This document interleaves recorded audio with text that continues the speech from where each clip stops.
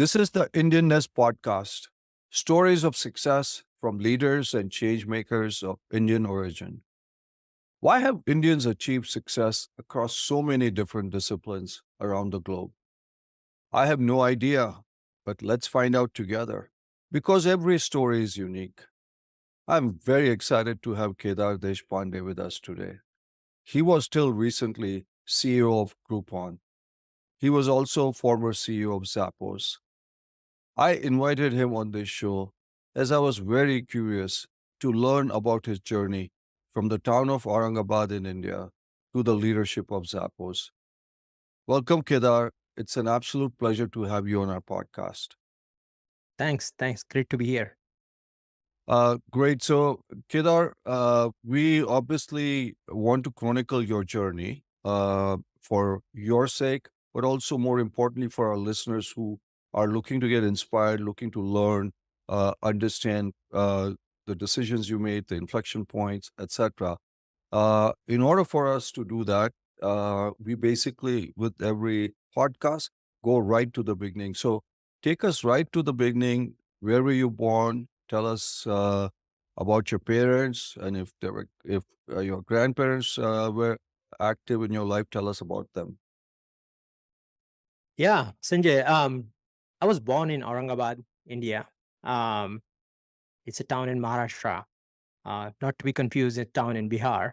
And I actually grew up not in Aurangabad so much early in my life. Actually, um, I didn't get to spend a lot of time with my grandparents either, because my dad was doing his PhD and we moved to Jammu. And so I was actually in Jammu for earlier stage in my life.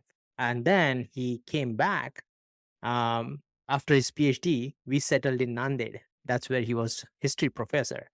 And so my mom, uh, she was doing a lot of things. She's actually a very great social worker. And if you go in Nanded, almost everybody like can tell you like how great it is to work with her. And so she was very in different social circles, always busy. And so this sort of like my dad being the professor and very studious. Like I remember in early days in my life, I would stay next to my dad after my shower, and I would be like, he will give me some compliment or he will give me a chocolate or something like that.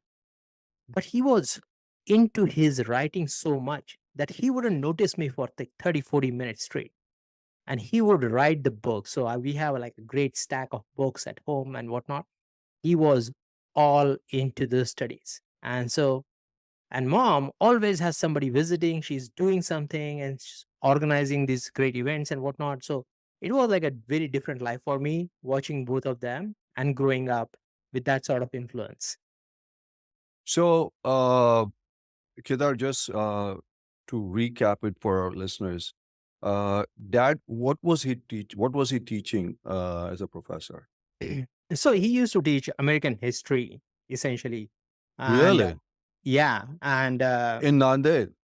in Nanded, Wow. uh, he was a, as I told you, he was a history professor. He is a history professor, but um, he actually also wrote some of my textbooks. And so, if you go back, my fourth grade textbook, he wrote that for history in Maharashtra. It was in publication way until very recently, and he wrote several books for UPSC exams and whatnot. Like so, at the core of it, he was a student of history who has studied history in various different dimensions. Taught American history, he taught Indian history, and all in a way, it was much more enjoyable. So, growing up, everybody used to hate history. For me, history was my favorite subject because he will teach me history in such a way that it is like a story to me. It is like comes naturally to me as opposed to history being like this boring, what happened in 1915 and whatnot. I would exactly remember what happened because the way he taught me that. So, what was it? He was visualizing it for you. Could visualize what he was saying from a historical standpoint. All the stories, not only visualizing, but like getting them in real life sort of visualizing. So it's not like, oh, this particular person has went revolutionary and these particular people came in, he will get into the details such as like what was the genesis, what was happening on the ground, what were people saying at that particular time. So he will bring on those quotes from smaller folks, not only just the Abraham Lincoln said this, but also the soldier, what was his state and things like that. So you could actually feel the entire thing. So, fair to say that even as a child, you knew about American history in sitting in Nanded? Yes. Wow, that's very unique and very, very impressive. So, dad was obviously teaching. He went to Jammu, then he came back to Nanded. Tell us a little bit about the town. I mean, I know a little bit, but our listeners probably don't know what that is. Well, if you're not from Maharashtra, you probably don't know what Nanded is. So, tell us a little bit about that town. How was it? Uh, Friends you had, just and a little bit about the school, the primary school you went to there. Sure. So basically, Nanded is one of those border towns. So those of who you don't know, Nanded is actually in Maharashtra, but very close to Hyderabad. So a lot of Telugu influence. And then on top of that, Nanded is the second pilgrimage for Sikh because Guru Gobind Singh passed away in Nanded. And so there is a big Gurudwara in Nanded. And so a lot of history in terms of like if you go to not just the main Gurudwara, but you can go to the 5 others and you can see what happened there. And so I had a lot of Sikh friends. We used to go to Gurudwara a lot. And then I had this Telugu influence. So people will talk Telugu. And then you have Marathi. And then you have this like a mixed culture of everything, right? Being in Maharashtra, you are not like purely Maharashtrian. You are also speaking some other languages. Now, my friends, I remember my friends, we were like, as in any tier 3, tier 4 city, like enjoy a lot of, go to a lot of classes, but enjoy a lot of cricket, gully cricket, and, the dense town. And so, specifically, the area I used to live in, part of the Nanded, was very close to a college where all the rural students used to come in and stay for their 11th, 12th, and then they will go away to do a lot of great things. And so my colony where I used to live, like in the morning, 6 o'clock, it will be rush. Usually that's not the case for every other locality, but mine was because everybody was trying to. And so there were a lot of students living around us as well. And so I used to see them, and then 5 years later, they will come back and say, "Oh, now I'm here, there, whatever." They have the great aspirations. So my friends used to be like, "Oh, wow, I'm going to be doctor. I'm going to be this, that, because that particular person did that." Not just because you are inspired by somebody, but like you saw the real life person. And then my friends, it was very interesting combination. Like all of them, uh, they had different like interests. So you would find this very funny, but like we used to um, go to the school and then skip the classes to go play chess or to practice for our tournaments. And it was completely okay in those days. Like traditionally see in 90s in India, it was like study, study, studies. That was not the case for us. It was more of like study is part of your building, but you can do all these other things as well. That said, we were used to grow like when I tell this to my daughters, like they cannot imagine this. So we used to have the school building, I remember vaguely, like they were made by bamboos. And so you can, like 100-student class there, you can actually poke the hole in the bamboo wall and see what is going on outside. And so it's all up to you to whether you want to learn or whether you want to actually do something or you want to go just spend the time there and not do anything. And so those were the conditions those days. But there are like students who are methodical learners, and there are students who just went there to pass the time. So I had a mix of whole bunch of friends. Yeah, it sounds like a very fascinating place. Kedar, coming back to mom and dad, you said dad obviously was academic. If you were sitting there for 30, 40 minutes, he would be writing away. He might not even notice you are because he was in his own historical world, thinking, planning, etc. But mom was a little bit opposite. She was very social, probably an extrovert, and networked. So tell us a little bit about mom. She would be working within the community, doing things. What is your memories of her? Yeah, so mom is, I think my organization skills are all because of my mom. I think she was a great organizer. Not only she connected with people, but she um, did this like great gatherings. Like you will have 5,000 people coming to Nanded, and she will make sure that like, oh, you organize all these particular people coming in, staying here, doing all these things. She was also a very good teacher. She taught for a year or so, but then she left it because she wanted to focus on my growth as opposed to just doing another job. But like all people used to come to her for advice, so she will have the time for that. Then she was a she probably 5 6 years ago stepped down from a director position in a bank. So she was also a director in bank, but that particular bank was not there to begin with. So she actually made sure that she connects with people, then understand the importance of saving, running these saving circles. Then she ran a charity foundation to make sure that the girls in Northeast get to education. So they were brought in from Northeast to here to sponsor the education when the parents can afford it. And she ran that whole organization as well. So mom essentially was like a, I would say, force of nature in terms of being able to do all these things while completely making sure that the family is taken care properly by her. It's not like we are very rich because it's very humble background. It's only supported by my dad's salary, but she's doing all of this with that and making sure that everybody's happy leaving the home. Wow, wow. So she was a multitasker. She was an extrovert, great organizer. She could manage 5,000 people. Um, and then she was also considerate of the community by, uh, getting this community bank, something like a community bank set up, which did not exist. So in a way, she was a community leader if you really were to think about it. Yeah. We have various different phrases for her in our home. Community leader is one of those. Yeah. Amazing, amazing. Um, and then when you were going to school, as you said, school was a little different. Uh, Dad was not teaching in that school, right? He was teaching in colleges. Yeah.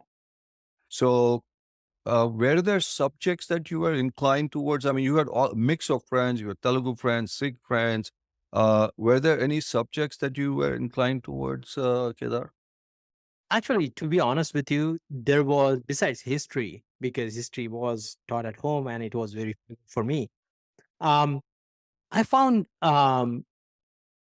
some subjects very easy. They come to me very easy. For example, mathematics was very easy, and there were some subjects which were very hard for me. But like, I was not into like, oh, I want to go deep into this particular subject. So to be honest with you, from childhood, I always found it very fascinating to be more of entrepreneurial. And so another influence on me was that my dad has a big extended family, so did my mom. Most of these particular members were entrepreneurial. And so they had their, like my uncle, he had a lot of businesses. And he grew up with my dad, which with a humble background. So if you even step back, like my dad, he had four brothers, two sisters. His dad passed away when he was 9. And then so they grew up on mom's single income as a teacher and very in poor condition. So all of them grew themselves, and my uncle was the one who was running a big business empire. So by the time I was probably 9 or 10, he was running multi crores business in India by himself, with brothers and supporting brothers and whatnot. So I think overall, like I found the entrepreneurship to be very fascinating from since childhood. My dad was not into entrepreneurship. He was very studious. So he never joined the businesses, even if there was like a lucrative, whatever extension there. So, but to me, always subjects came down to is like, what is the application of these things? And so if I don't find the application in practicality for a subject, like you are talking about the way it used to be taught in India, it was like, this is a concept, learn it. Don't ask me where it is applied. And so for me, it was all theory means I will lose the interest right away. But as I started to grow up, that's where the things which history taught me was in not in a way like, oh, this is the remember and answer in the exam. Never was about that. And so that's why I was so much into history, but other things I was more into practical aspects. So I would solve the mathematics problems really well when it comes to some kind of profit or loss or how the business is going to make money. But when it came to derivative equation, at that time I was like, how am I relating this to my everyday experiences?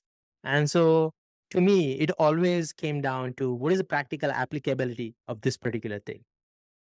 So let's talk about this uncle because it seems like he had directly or indirectly some kind of an influence. Was he older than your dad? Yeah, he was older brother of my dad. Okay. And did you spend any time with him or visiting them, etc.? Was there much interface with uncle at all? There was, I would say we spent some summer vacations with him and family. But it's not only him, like, so my mom's side also, people were very entrepreneurial. So my another uncle was running also, um, at that time, these guys came up with the businesses that didn't exist. So, for example, now it's very common to have the borewell business and whatnot.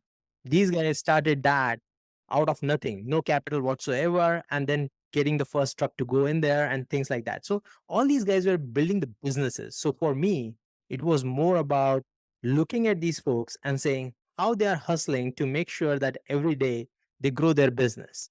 I also saw like what problems they were having and where they were struggling most as well. And so not every story is a great story in the end, but at the core of it, I saw the struggles and I saw the like you cannot cap your aspirations to say, I'm gonna get a job and I'm gonna then go on to do these particular things in life. It's like there is much more to that and it's on 24/7. So you were driven more to the entrepreneurial side of the family rather than dad's academic stuff. Is that fair to say?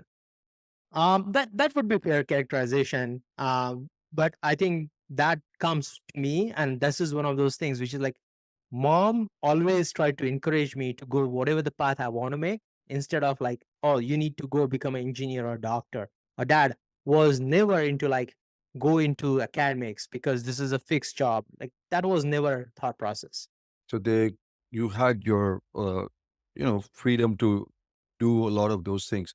Now, you talked a little bit about sports also when you were in school there early on.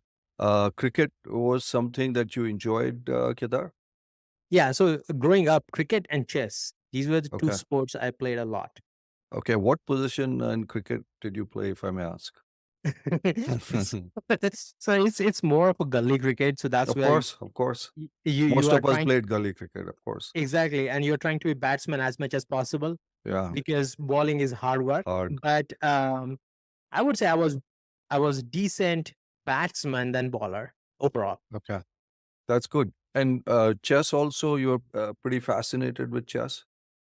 Yeah, chess is something I learned, in actually, I don't remember how I learned it. I think there are some stories my mom has told me, like how my dad took me to the chess tournament and how we watched and how I grew up with it. But to be honest with you, like my chess memories are playing with my friends, school friends, and those guys were really good at it. And so I was trying to be better. So I remember those days. Yeah. No, but at least those memories become important, Kedar, when you look back. Um, so as you were going through school, then from primary to high school, were you still in the same school or did you move schools at all? So until 10th, I was in same school from my 4th to 10th, 10th. same school. After 10th, I actually left my hometown of Nanded. I left my parents and I went to study in Aurangabad. So another big aspect of influence for me was that uh, even though I'm a single child, I I had cousins who are actually very exactly same age as me. And so to me, every vacation I used to go and play with them or live with them and whatnot. And so for us, it became a routine. And so after 11th, I actually studied with my cousins in the college. And one of my cousin, which is very close to me, also studied with me in engineering. And so we were in the same class until the graduation. So it was a blessing because you don't have a brother, but you have the brothers this way. Yeah. So in Nande, was it English medium or Marathi medium or combination? What was the mode of education? It was all Marathi medium. Oh, wow. So till 10th, you were in Marathi medium, right, Kedar? Yeah. That's pretty cool. Uh, and so when you went to Aurangabad, was that English medium or Marathi medium? So it was English. 11th, 12th, you have English medium, and then obviously Yeah. engineering is English. Uh, was that a difficult transition going from Marathi to English medium for you? Uh, Not necessarily, because I think my dad and I spoke in English most of the time at At home home? when when Oh, when when I started learning English. So I okay. didn't learn the English the way typically you learn the English, which is after I think it's fifth or sixth when you get introduced to English. You like you study the grammar and you do this. He was always we were in the practical, like everyday aspect of life. So we started speaking in English, and that's when I started to pick up the English much faster. And so for me, it was always about that. And so that's why even in 11th, 12th, I didn't pick up biology. And I think that's one of the reasons I feel sometimes my characterization of biological terms is really weak in English because I never came across some of these particular words or I never studied that way. But otherwise, in a daily life, I can speak fluently. So Aurangabad was English medium. Just to step back on a point you made, and we discussed this before, you are an only child, but you mentioned to me that you never felt like an only child because of the extended family you have. Can you just elaborate that for our listeners a little bit? Yeah, yeah. So typically, when you have the cousins, the cousin distance relationship is like, oh, you have cousins and you spend some amount of time. But me and my cousins, like, we were very close to each other, and uh, like we were in the same class. So if even if I struggle with the concept, they will tell me. They will we will do like these outings together. We will encourage each other on everyday basis. We'll fight also a lot, but at the core of it, like never felt like I never had a brother. Like I don't know how it is like to have a brother, which is going to be different from what I had with my cousins. And so, exact same age, you also understand like what's going on in their mind, and it's not like they are coming to angle of like, oh, I'm going to give you wisdom of words or anything like that. It's like you have a friend that you can talk anything with, and they know your mom. Your mom knows them like they are exactly your brother. So you never felt any issues about being the only child. Uh, in Aurangabad, what subjects were you focusing on, Kedar, in the 11th and 12th? So I got my option as electronics, but basically I was so this is very funny for your listeners. I think this is one of those things where after 10th you take that was not very common in India those days, but I took my aptitude uh, test, and the aptitude is not about like, hey, you are gonna have score XYZ. It was about like which career you should go into.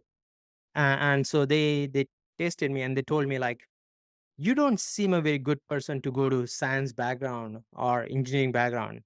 You should go to actually commerce and go to the business background. And they told me based on my answers. It's not like I came up with those particular answers. And I was like, yeah, you are rubbish. Nobody goes to commerce who are good, who is good.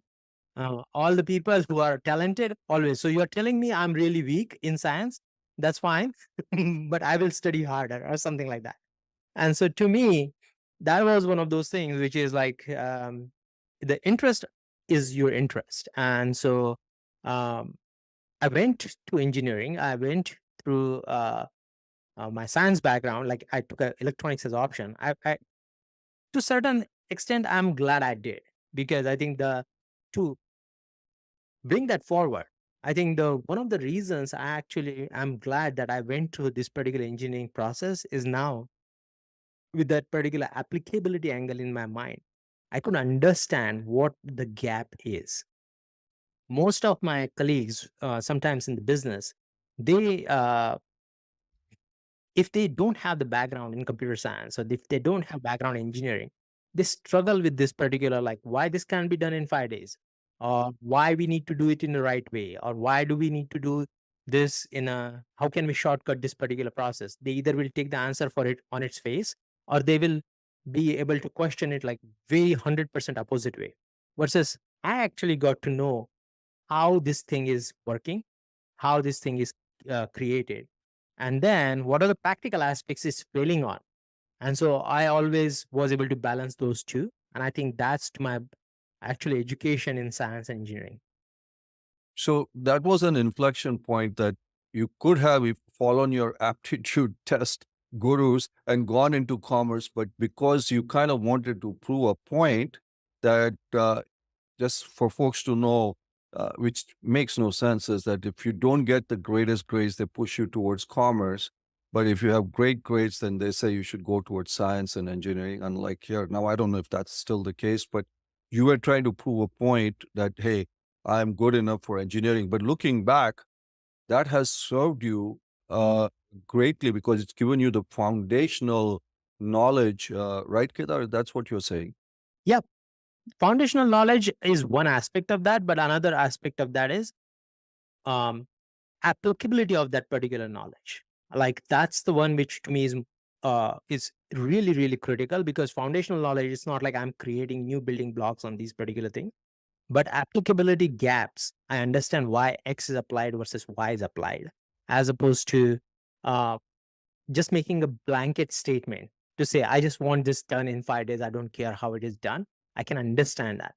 Um, so there was a great, like, just to extend that particular conversation, also great banter between me and my dad in those days.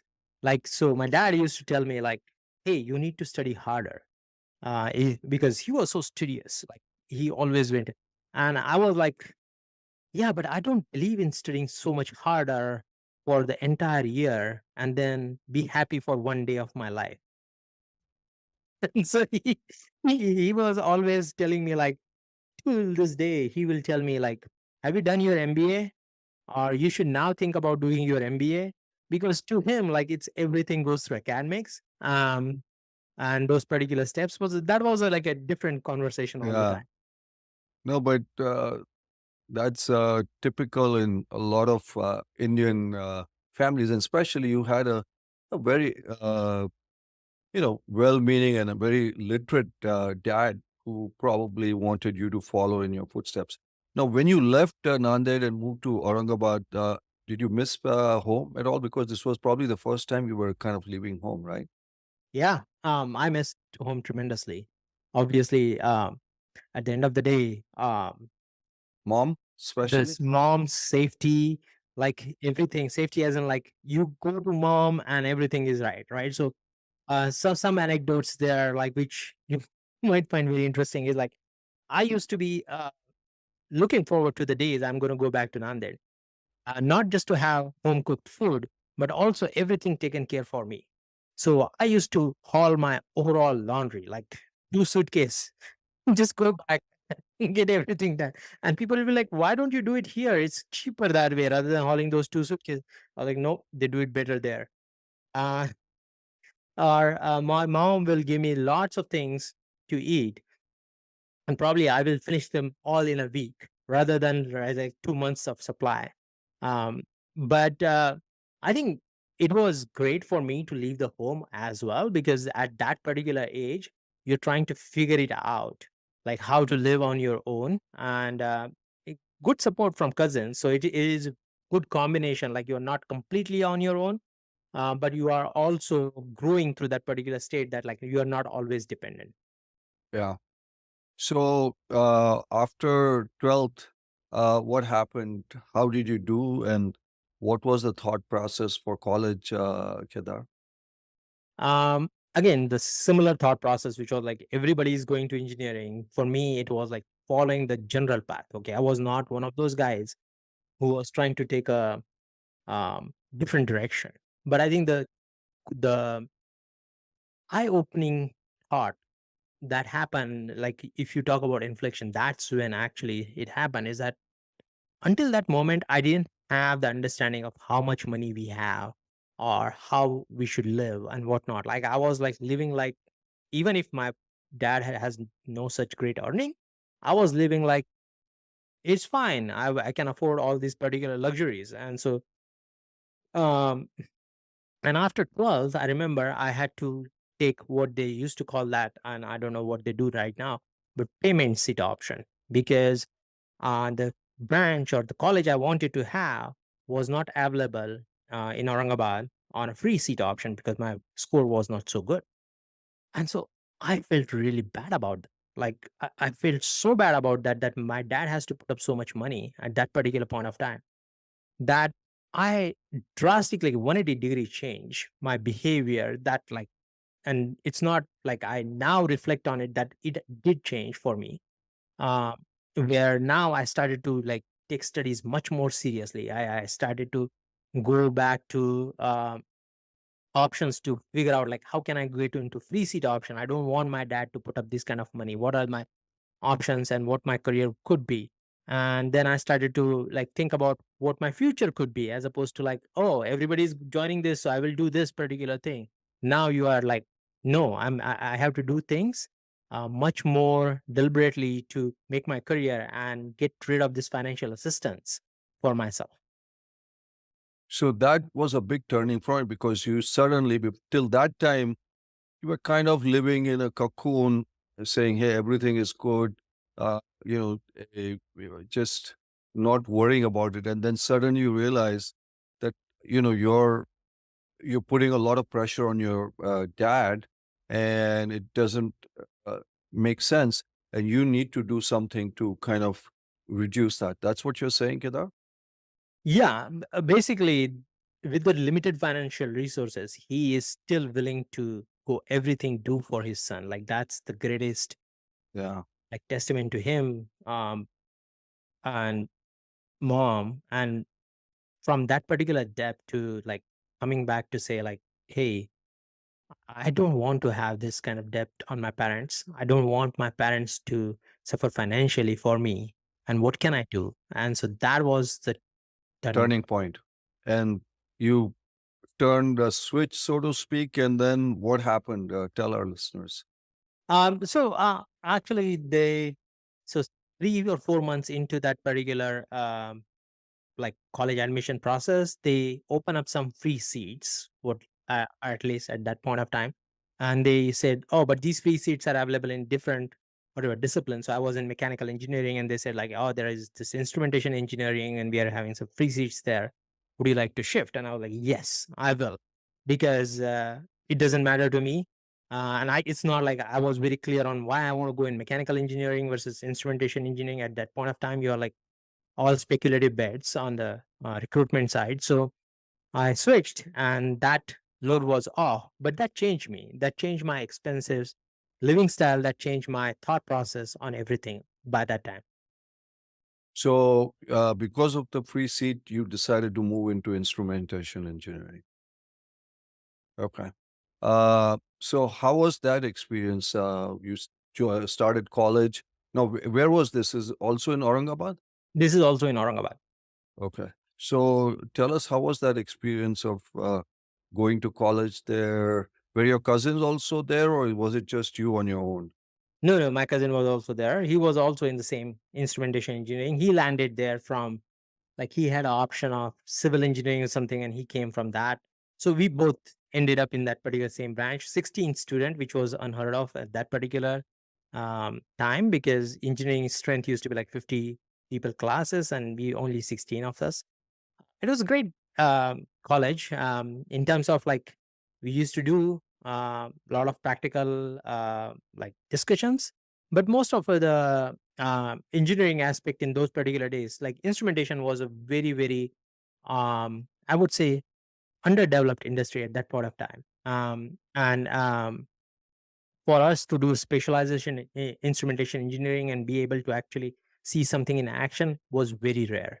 One of my actual batchmate got placed. Two of them actually got placed in a German company, which came to recruitment there, and that was like a shock to everybody else. Like, oh, people are getting hired into instrumentation engineering to do instrumentation engineering.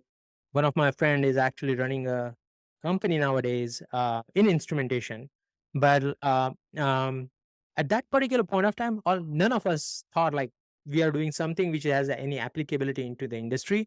And what you had in colleges was also very, I would say, very limited in terms of like how is this applied to the actual challenges in the industry.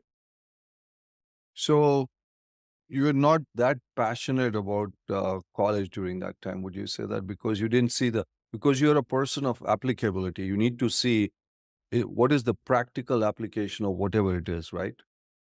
So would you say those were okay years, Yeah, I was just going through the motions? motions. To be honest, there, like in general, like graduation to me felt like okay, I have to learn through these 4 years to get to something else, which is a promised land is somewhere afterwards. And so to me, oh, I need to do get done with these things, and that's why sometimes I regret that because the practical aspects would have changed that mindset for me, but at least in those days, it didn't. It didn't. Um, so as you were coming towards graduation, then what happened, Kedar? So everybody started to look for the options. I also started to look for my options. One of the options was to uh, go do this masters in United States, and so I decided I'm gonna study hard for that. While doing that, preparation for the exam and like whatnot, I also did some assignments here and there, part-time assignments. I would call that. But most of it is focused on, hey, I'm going to do the masters. I'm going to go to the states, and I'm going to try to do the um, my master's in computer science because that's something which was like a lot of industry applicability. I see a lot of my also batchmates going into that one, and I see that like they're working on something. So I actually have another cousin who was working at that particular point of time as software engineer. I saw him doing things which are like creating software for Nokia phones at that point of time, and I was like, oh, this is interesting. I want to see how this goes, and so I saw a lot of applicability of the software in day-to-day applications. That was to me is like, oh, this is something I want to do, and so that's why I decided to do the masters. And then I eventually did my GRE, and then went for masters options. So the thought of coming to the United States, how did it come across? Was it your cousins, or you just saw other people doing it, and you were looking at applicability? Because were a lot of people from your college deciding to go to the US? So, some of them, I would say there are some distant cousin. There was a distant cousin who was also in United States, but at the core of it, like I was looking at two options. Okay, do the CDAC and join with some of these particular computer companies, and but then a lot of these particular folks, like so, I appeared for CDAC, but then it's like, uh, well, you are going to be between the thousands, and I don't know what the growth prospect looks like versus United States at that time felt like, hey, it's something a brand new platform. Like there was things started to boom. Like I graduated in 2000, the bubble didn't burst right then, and so everybody was excited about this internet thing. You are looking at internet, and you are like, wow. And I remember going through the first website of Yahoo on a dial-up, and then it loaded like after 4 minutes, text web page, and I was like, yeah, this is something which I want to do, and the people are like very excited. So that's to me was like the path I wanted to go, as opposed to go and do another job and just stay happy with that. Yeah. So you did your GRE, and then which college did you join, Kedar, in the US? So I went to University of Nevada, Reno, and All people ask right. me like, uh, like, why do you live in like of all the places, why did you go to Reno? And so I tell them like my options were the colleges which I got the admission for was in Miami, Reno, or in South Dakota. And South Dakota didn't sound very appealing to me at all. and, and to me, Miami was the better option. I could have gone there, but then in that particular case, the tuition fees was higher. And so Reno, I got financial assistance. At least I was told that you will get a financial assistance, not right out of the gate. Uh, in computer science, they never gave you funding right out of the gate. But like I was like, okay, that sounds good to me. And so I was not looking towards Ivy Leagues or something like that. Again, coming back from a background where I was just focused, not trying to go to IITs, not trying to go to like the top colleges. My motivation was just down to the path. I want to fit in with the local crowd. And that's in between that particular crowd, I should not be staying behind. That was the whole genesis. Like, so your everyday listener can probably sometimes can associate with that particular feeling. Like, I'm staying behind. No, you're not staying behind. You're just trying to stay afloat. That's the whole motto was that way. So you just wanted to stay afloat, and so you had a basically choice between Reno, Miami, and South Dakota. Obviously, Miami and Reno have better weather, but you decided to go to Reno. So how was it coming from, let's just say, Nanded or Aurangabad to Reno? And was it in September you came or August? I actually came in July. And so this is where the journey started to get much more interesting for me. So when I came in, um, I remember coming to Reno, like first time in my life I sat on a plane. Obviously, most of the students have that sort of experience in those days where they are seeing the plane. And so I sat on it, came here, um, got a lot of wisdom from strangers in between journey to say, hey, this is what you should do, this is what you should not do, blah, blah, blah. And so came to Reno because 1 month ahead, because was thinking like I could get a scholarship if I Mm. get ahead of the time. And so there are assistantships which are open at that summer. If you come earlier, if there is one open, you will actually get ahead of that. So that's one of the reasons I came in. Came here. Reno was small town as usual. Like, and it was not like, oh wow, this is like US is such a great because my freeway ride started from airport to my apartment was like 7 minutes end to end. And so you don't get to see much of the United States in between. Uh, and so then you are in a small circle again. But I think the experience I was talking about, which was very eye opening for me, is like then I need to find assistantship. And for that, I printed out my resume and I went to actually door to door in every department and just knocking on the door and saying, hey, I'm graduate new student. Do you have any financial assistance here? Here's my resume. If you don't have, thank you so much, and all that. I locked on probably 300 doors in 2 weeks. And fortunately, I got something where I got into a research project. I got the financial grant. Professor was looking for that. But I got only for 6 months. So most of my friends got it for like 2 years plus. Like it's locked in for them for their masters. And the best part of the financial assistance is that your tuition fees is waived. So not only that, and you are earning, that's like double rate for you.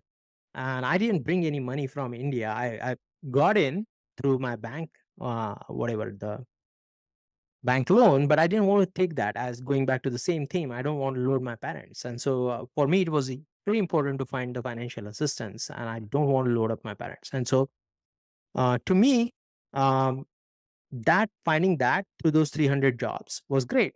But then every subsequent semester, I had to find new opportunity because the jobs I got were very short tenure jobs. They waived my fees. They gave me the financial assistance for next 2, 3 months, but they could not continue because their funding was going to expire and whatnot. And so every semester I would start this process, but I got better at it. So this is where the angle comes in, where like I started to improve and I started to look at it and say, what can I improve this time? I'm not afraid of not knocking on the 400 doors this time rather than 300. But what can I improve? So then I started to collect the email addresses, wrote the scripts, collect the email addresses, then actually started to email all these particular different professors rather than just walking and knocking on the doors. And then every semester I got different doors open for me through various different ways, but I started to expand my audience every single semester. So none of the semesters I was without any financial assistance, but for me it was very great to go through this particular journey to be self-made of my own masters as opposed to trying to just get the financial assistance and then say, oh, parents can sponsor the rest. I actually invented a mechanism to do better job hunting. So, yeah, you made some very important points here. Firstly, did you have any element of insecurity because you're going semester by semester by semester? Because if you didn't get aid, then big problem. So, was there, or were you just you knew that you'd be able to find something, No, no, no, no. I didn't go through that. There was insecurity, but I saved up for that. or you And saved up so, for that? yeah, so every financial assistance I got, I would try to make sure that I've spent minimum. And so that habit was not actually very difficult for me, given that I just came through that particular college habit where I was uh, very spendthrift in terms of like where I can need to spend, I will. And so it was not very hard for me, but I always calculated that, hey, if I have to get my own financial fees for this particular semester, I should be able to do that. So I saved up for that as well. So that's a very good point. Uh, but also, you knocked on 300 doors. So that's also a message to our listeners: is sometimes you never know which door is going to open, so you got to knock on a lot of them. And but you kept refining your strategy. Let's just say the sales strategy kept the funnel kept getting better, as you know. Kedar, the sales funnel strategy. Your sales funnel kept getting better, right? Yeah, that was the introduction of sales funnels process to me, is because now if you just expand your funnel, Right. then your conversion is actually, even if it tanks, it's better overall in terms of dollars. And so for me, how to expand that more doors? That was the lesson learned. Yeah. So that's a great lesson. Uh, and so, how was the 2 years at Reno, Kedar? It was great. It was got to know some basic fundamentals of computer science, because until then I was like just theoretical, and then we worked on some image processing software, and then like everyday problems, and like going through the data structures fundamentals and whatnot. It was great from education standpoint, from camaraderie standpoint, like working with American colleagues, understanding how to get your um, driving license. It was actually, to be honest with you, when I came in, I came in, as I told you, in July, and 9/11 happened 2 months later. Um, and so it was also scary times sometimes. Like you are walking out and people are going to be like, hey, you're Taliban or whatnot. Like you are trying to make sure that you fit in so much, but at the same time, you are not like, cannot hide your identity, right? And so it was very important for me to like our overall group of friends, for us to be together, but at the same time, like advise each other what to do, what not to do, and things like that. New incoming students. So it was fun, but simultaneously a learning process to say how to fit in a new locality, um, and not just go by your ways and just like have your own circle only. Yeah. Those were very challenging times for the United States. Just probably at least one of the most challenging times I have seen. So you came in really at a very interesting time. Um, but you did get a lot of hands-on experience by data structures and operating systems and all those other things. which hopefully have stood you the test of time as you climbed so many successful careers. Uh, so then, once you were graduating at that point, what happened? Um, so once I graduated, I tried to find a job. And so you are trying to find a job. Job is difficult in that particular market. It was like post .com bubble, and everybody is very cautious in their hiring. Um, and to me, I was trying to find a job as a programmer, and you're a brand new programmer, and I was not very good at it, to be a candidate. And this is one of those things which is like later on you realize in your life is like you can't make that as a like life profession for you. And so I was trying to find. I went to search on East Coast, West Coast. I was looking for job. I was doing a part-time job in one of the research center while trying to find this. So post graduation, also you can continue to work that way. And so then I actually found a job at GE. Of all the places, there is a place in Nevada, close to Reno, called Minden, Nevada, which is like very close to Lake Tahoe. It was like 50 miles from Reno, and they acquired a company there for optimization processes. And so it was basically a company that was very good in creating the sensors, vibration sensors, and that could predict the machine life. And that particular company was Bentley, Nevada. And I was interviewed as part of G for that specific software engineering position, joined there. And for next 5.5 years, I was at GE. Uh, Various different lessons through that particular job, but overall, like it was great to be working at GE.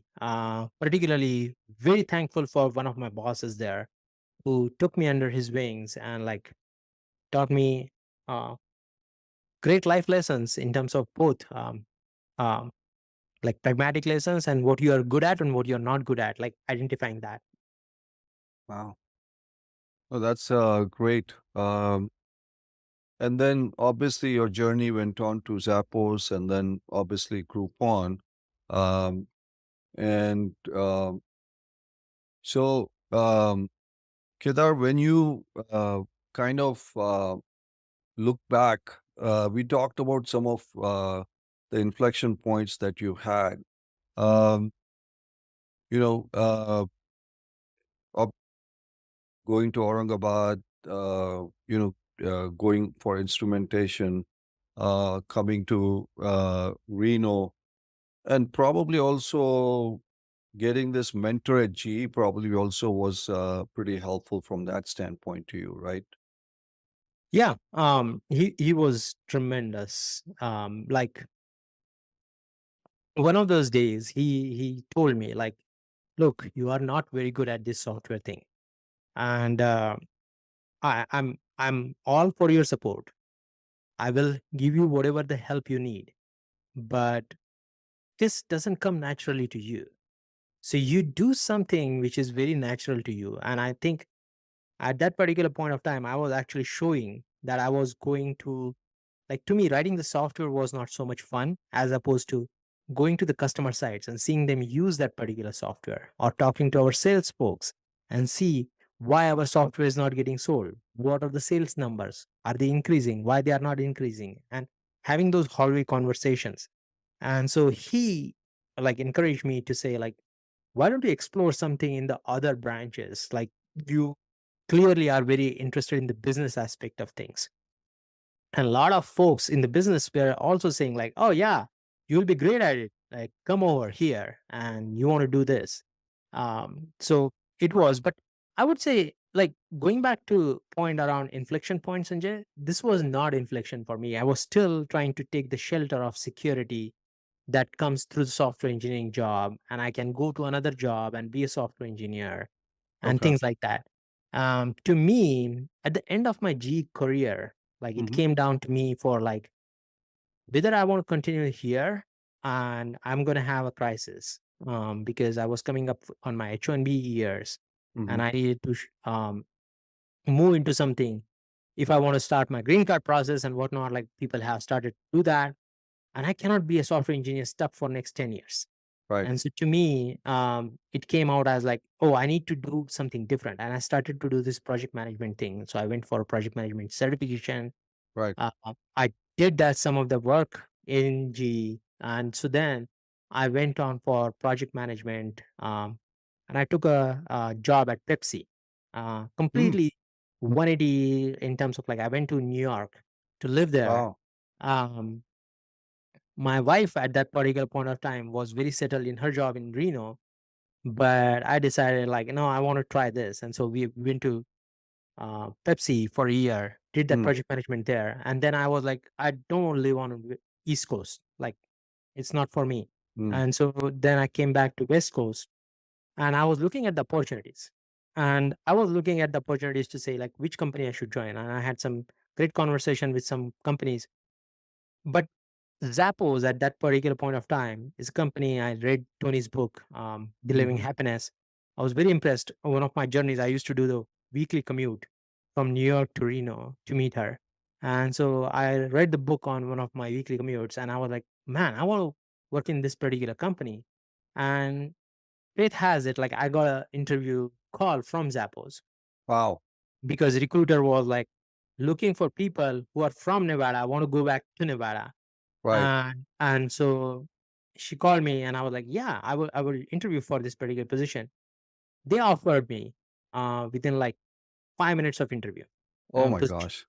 And so because Zappos was always about uh, personal emotional connection. So they always had the cultural values at the Yeah. forefront of. And so I was like, I have a choice to go to these California companies, which are really, really high market cap and whatnot, and everybody wants to go to. But my mind tells me that I want to go to Zappos because this is the company where entrepreneurship is valued and your attitude is valued. And so I Mm. wanted to go to Zappos. And that's the decision I made, which was a great decision for me. An inflection point. Wow. Uh, but when you made that decision, as you said, Kedar, just for our listeners, you said you had some maybe more financially lucrative things on the West Coast. But Zappos, was it because it was in Nevada, or is it Tony's book, or you saw a great cultural fit, or was it all of the above?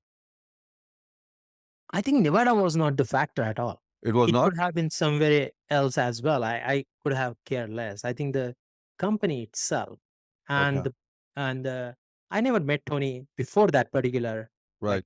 my job interview. And so to me, reading the book and then having this vibe reflected in the interview. And so you talk about culture, right? Like Mm. people talk about culture a lot, Mm. but like you can read any company's cultural values. But when Mhm. you meet people from that particular companies and without telling those particular people or without telling that you are meeting them for cultural values, can you actually tell the cultural values of the company without reading those? And I think that's the test that Tony successfully implemented in Zappos. And so Yeah. I But think that's not the case in every company, right, Kedar? not at all. And Because I you think could interview 10 other companies and you might not be able to figure that out. exactly because one, either cultural values are very generic, Yeah. like, or cultural values are some moonshot. Like you Yeah. don't find them in people. Like that's not how the cultural values at Zappos. The process of creating these cultural values came through surveying people and saying, "Oh, what do you think Zappos culture is?"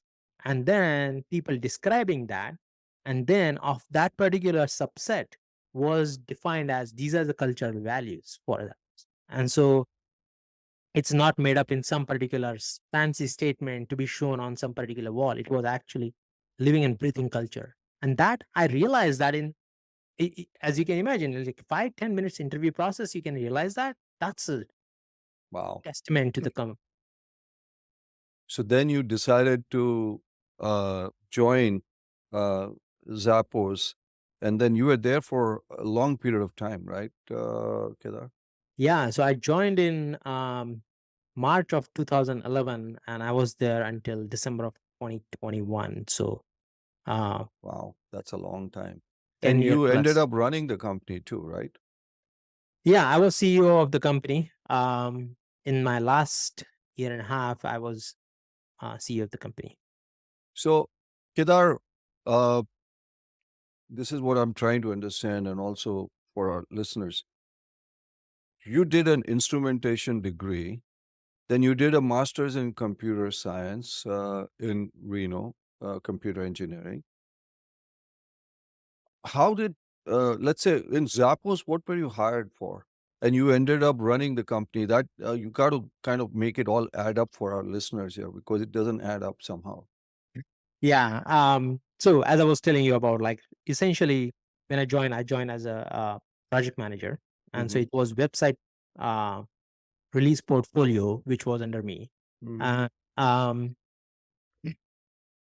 I did that for a while, and Uh-huh. so um, beauty of that is it gave me a very good um, layman's land in terms of like what are the projects across the company that are happening. And so at that point of time, we had this monolithic stack, which we will release one day, and then everything is going to change tomorrow. Like, so from your checkout to your product page to your anything like customer service tools will change. And so I got a very good visibility of what's going on in the company. Mm-hmm. One, doing that for a while, I started to understand like, oh, these are the things which are really beneficial. And so when you look at, it goes back to the thing is like, when you look at the applicability, what are the things which are applicable here? What are the things why we are doing those? You have to have the curiosity of why we are doing this. And sometimes you take the justification on its face value, and you say, oh yeah, this is this and this is how it is going to be. But then you start to question that. And so that questioning again and again and again, like, I'm not going to do this particular project release priority and whatnot. That gave Mm-hmm. me opportunity in product management.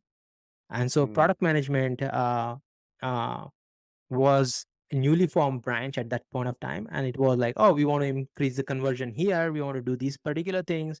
Great. Number of people.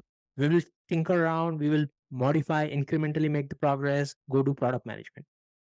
The theme is always, where are the problems? How can you solve those particular problems? And this is a very common uh, phrase these days used, but the phrase is never actually understood very well, is actually going back to uh, core principles, like what exactly they say you have to understand the core principles. Yes, but you also have to have the view of why this is happening in the first place. Curiosity of that why is the happening as an outsider view is very, very important. And Mm-hmm. so for me, when I was coming into each of these particular jobs, I was not trained for these particular jobs. I was just coming with the questions, problems, and understanding what's going on. And then ask, okay, I provide the solutions. So always there is theory. From product management, I went to do something in marketing, like completely different. But again, goes back to the organization's strength of like being able to give you the opportunities in a different sector completely without having a background. That credit goes to organization. Yeah. Uh, but at the same time, I was coming up with the solutions that were actually making it success. And so for me, you have to question fundamentals to say why we are doing this in the first place. Whatever is going on, because there is always the status. There is always status like queue in terms of like, oh, this is what we are going to do. Mm-hmm. Um, but nobody questions is like why we are doing this in the first place. And even if somebody does, they gave you a fluff explanation. You are like, oh, they must be smarter than you. But you cannot take it as face value. You cannot say this is because we have X number of customers. So that's why we send X number of emails. Okay. So what happens in that particular case? And so that questioning of fundamentals is what brought me into marketing. Marketing, I got a success there. Then from marketing, I went into do some particular technical migration was stuck on Amazon side. I did that. Then I got the opportunity to run as GM of a business because again, this is where organizations' biggest problems are. And I was like throwing my hat. Hey, I want to do this. I will successfully want to do this. I have done that. So some credibility, but also organization's ability to take risk on me. And at the same time, I have to deliver that.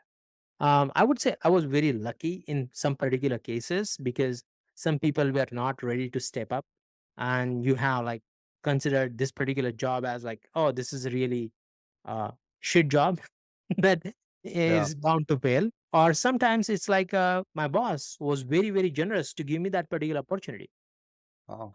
But getting that uh, first principle level thinking, again, very, very used phrase, but first principle level thinking is one of those things you can question in whether you go in marketing, finance, or general merchandising. You can understand the fundamentals this particular way to say, and if you can connect in your head the dots, that's when you can actually make the impact. So what you're saying is question the fundamentals, and that's what you did, whether you were in marketing, product management, uh, or any of the different roles, and that kind of propelled you. But also credit to the organization that was taking chances on you, because every organization does not have that flexibility. So it was you raising your hand, it was the organization also saying yes, and you delivering obviously in each of your roles. Yeah, it's a combination of all. And I think that's where the magic from organization standpoint, it's Tony's magic in terms of like he wanted to design the organization in such a way that it was much more entrepreneurial. So we don't have to have this particular guardrails. It's the combination of my boss, Arun Rajan, who was really instrumental in taking the chances. And there was a lot of other people who were also taking the chances. And then for me to actually being able to deliver what was the definition of success in that particular case. Wow. Uh, when you were probably uh, in Aurangabad thinking that you're going to be running Zappos, that's a big, great journey. And then you ended up in Groupon, a group buying site that a lot of us use and continue to use. How was that, Kedar? That was also a big jump, right? And Yeah, it was you raising your hand again, saying, "Hey, count me in as a actually guinea pig. Count me in as a guinea pig." uh it was not me just raising the hand, it's also the recruitment process. But I think Sure. overall, Zappos, I was given a very tough, I cannot disclose the numbers, but a very Mhm. tough transformation challenge at Zappos. And I was able to successfully deliver that particular challenge. So I was thinking, okay, where do I want to go next? And Groupon is one of those cases where you have the great customer base, large customers, 20 million plus, and then you have the largest merchant data set. But Mhm. company has always um, being on the wrong side of things, and so meaning like understood not very well in sometimes Mhm. case, and the market valuation was going down and down and down. And so I actually uh, going back to my theme of taking a chance on something where I can impact that disproportionately, and this is a huge opportunity. So to me it came down to two different factors. One, is it large enough opportunity to impact the a lot of customers and merchants? And then second, is this something which I'm passionate about? And both of those boxes checked in there. And so that's one of the reasons I took the opportunity. Um, we ran into a lot of headwind at Groupon initial days. Basically, inflation is something which is very, very difficult. And people Yeah. think like inflation, you will use the uh, more group buying, more discounts, and that's great. But what happens in inflation cases is that actually merchants can raise the prices. They have labor shortages. That means they don't need to give the discounts. And so your Yeah. supply side is very weak. And so for me, we ran into that headwind where our supply was going down. And so I had to make sure that we are operationally very fit uh, and stop cash burn. And that was most of my focus at Groupon. Oh, that's fantastic. So I think the message, a lot of it is that you've taken some chances, you raised your hand, tackled some very important and difficult opportunities and challenges, and that's pretty phenomenal. And along the way, you had mentors or people, as you just said. who have believed in you. Uh, Kedar, you still obviously are so very young. I mean, where do you see your journey going from here?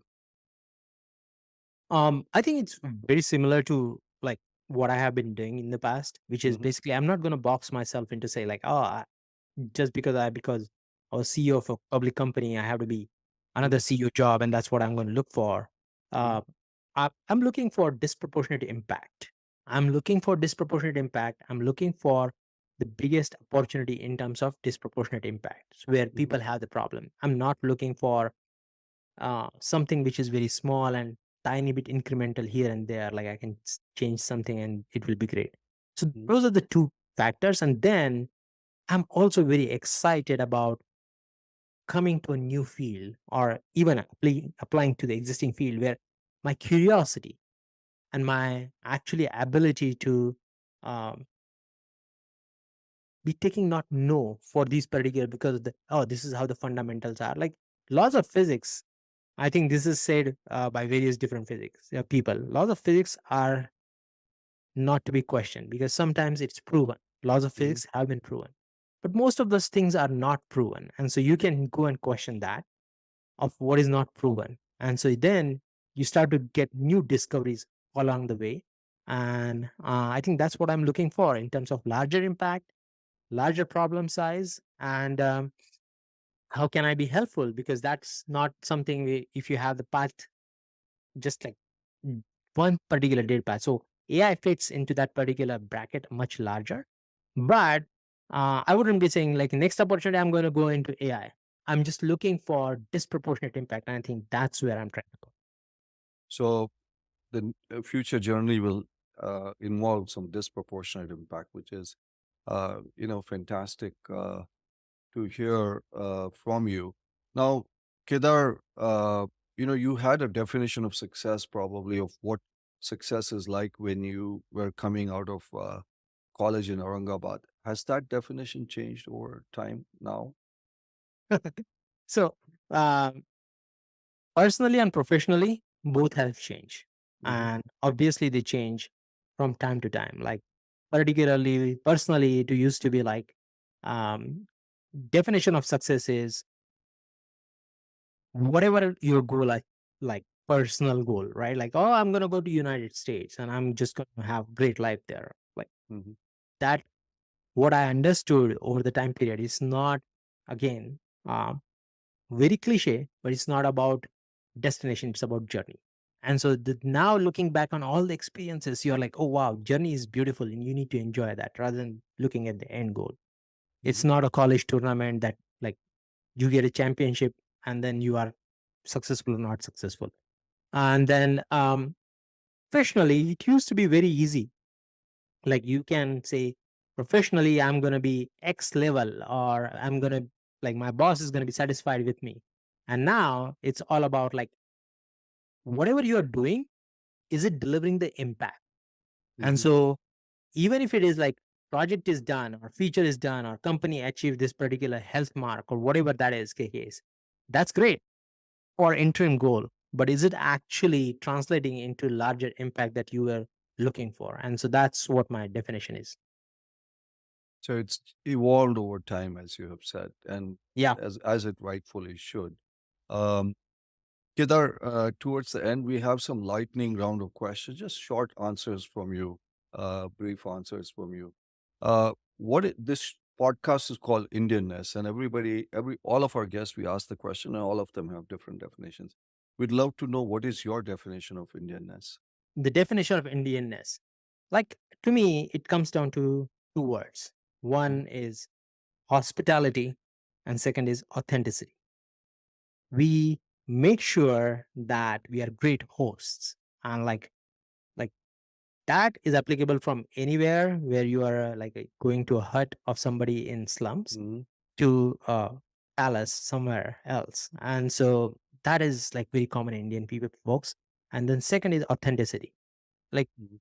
um you won't find in India where they will just say hello and just move on, or how you doing, and actually not have the intent behind that. Like so India, It's all about authentic, right? Like Yeah. conversations, you are never going to get conversations which are surface level. And so to me, those are the two characteristics of Indianness. So authentic and hospitable. Yep. That's a good one.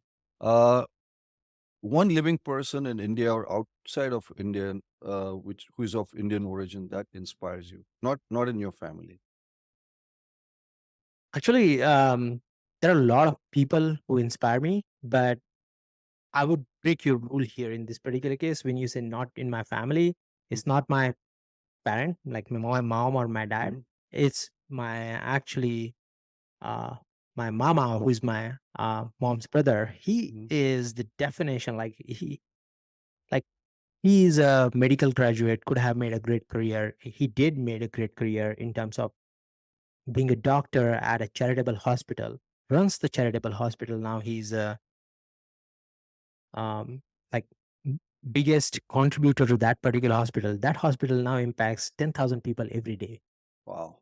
And you can walk into that hospital and get yourself consulted from any discipline for less than 100 rupees. And so it's like that sort of impact in your life. And he still, like, until recently, he was paid like very low, like less than whatever, $1,000 a month. And so him, it's all about social impact. And to me, he's the role model. And so I look up to, like, when I used to talk about like disproportionate impact, I always think about like, what will he? Yeah. Well, that makes a lot of sense. Very impressive. Just following that thought, who has been the most influential person in your journey? One person who's been the most influential in your journey. I think that's Tony Shea, who Tony was the Shea. founder and CEO of Okay. Zappos. Yeah. And I will He's say why, because I will add that one particular statement because it's like you can say Tony Shea XYZ. For a lot of people, it's very, very different. But the biggest aspect that Tony drove, he lived his life intentional. Mhm. A lot of what he taught me is that a lot of folks always, like, from our side, every day, it's all about our mind is towards the gratification on everyday basis. Like you eat something and you feel better. You go watch something, you feel better. It was all about for him is like, how do you intentionally live for long term? So things you do that are not going to give you any gratification for next 5 years, which are those you're doing in your everyday life? And Yeah. so that sort of thing, thought process was developed by Tony. I think it's inspired a lot of people. There's no doubt. Nike's tagline, Kedar, is just do it. If you had a personal tagline, what would that be? Speed it up. Okay, that's pretty cool. Uh, Finally, just one more answer. Do you like WhatsApp or talking? Um, I like talking. Talking. I did do most of my one-on-ones when I Mhm. was in COVID or non-COVID, walking and talking. So I never did my desk. Okay. Final one. And since you talked about cricket, Virat Kohli or Sachin, who is your favorite? I came out of era and stopped following cricket when Virat was playing. So Sachin for me. Sachin. Okay. Well, can't argue with that too. Uh, Kedar, this has been phenomenal.